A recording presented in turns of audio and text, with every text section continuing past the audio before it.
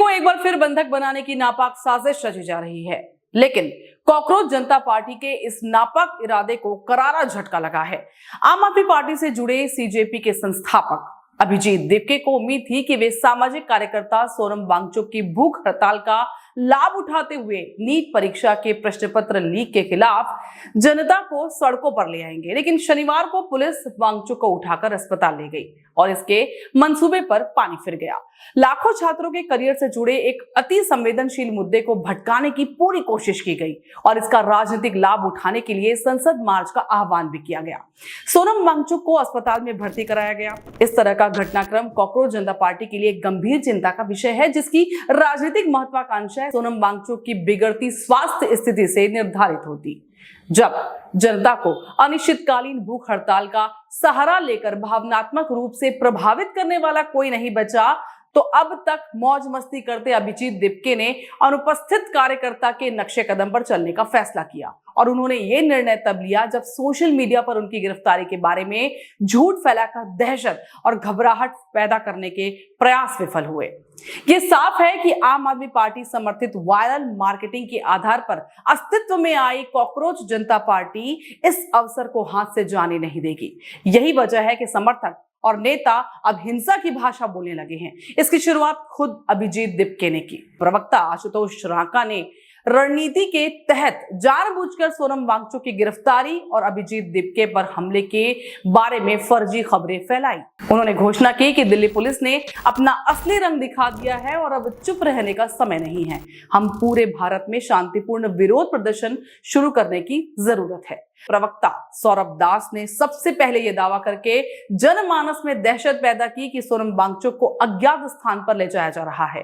इसके बाद उन्होंने समर्थकों से झटपट जंतर मंतर पहुंचने के लिए कहा और दावा किया कि यह भारत और सोनम वांगचुक को बचाने की लड़ाई है। सौरभ दास भली भांति जानते हैं कि हजारों प्रदर्शनकारियों की अचानक भीड़ अशांति पैदा कर सकती है और कानून व्यवस्था को बिगाड़ सकती है। भीड़ हिंसा और तोड़फोड़ कुछ भी कर सकती है, लेकिन सीजेपी के प्रवक्ता बिना किसी चिंता के लोगों की भावनाओं को भड़काने और बड़ी संख्या में लोगों को लामबंद करने में व्यस्त हैं। उन्हें इससे कोई फर्क नहीं पड़ता। संसद मार्च के नाम पर सरकार विरोधी जुलूस में सड़कों पर उतरे और देश विरोधी बयान देते दिखे। भारतीय संसद को उखाड़ फेंकने और भारत को नेपाल बनाने जैसा घिनौना बयान देते दिखे।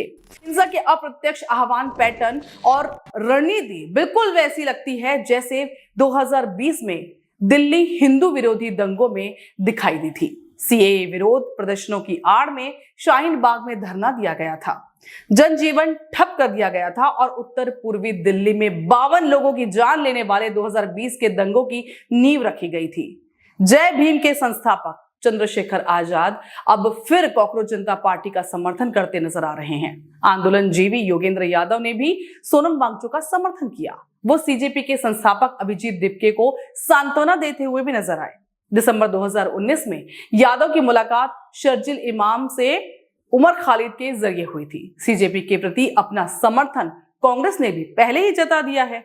उसने सीएए विरोधी प्रदर्शनों को भी याद किया, लोगों के जमावड़े के बारे में भी इशारों में बता रही है। गौरतलब है कि फरवरी 2020 में दिल्ली उच्च न्यायालय ने दिल्ली में हिंदू विरोधी दंगों के दौरान नफरत फैलाने वाले भाषण देने के आरोप में कांग्रेस नेताओं सोनिया गांधी, राहुल गांधी और प्रियंका गांधी वाड्रा के खिलाफ एफआईआर दर्ज करने की मांग करने वाली याचिका को लेकर दिल्ली पुलिस, राज्य सरकार और केंद्र को नोटिस जारी किया था। हमने ये भी देखा कि कैसे खालिस्तानियों ने किसान विरोध प्रदर्शनों की आड़ में 2021 में लाल किले तक मार्च निकाला और भारतीय तिरंगे का अपमान किया।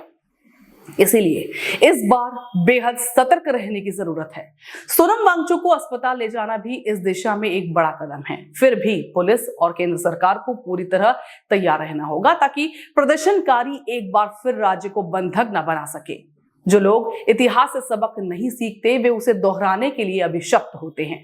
कॉकरोच जैसी जनता पार्टी 20 जुलाई 2026 को खतरनाक खेल खेल गई। परमिशन ना होने के बाद भी संसद को घेरने की कोशिश की गई।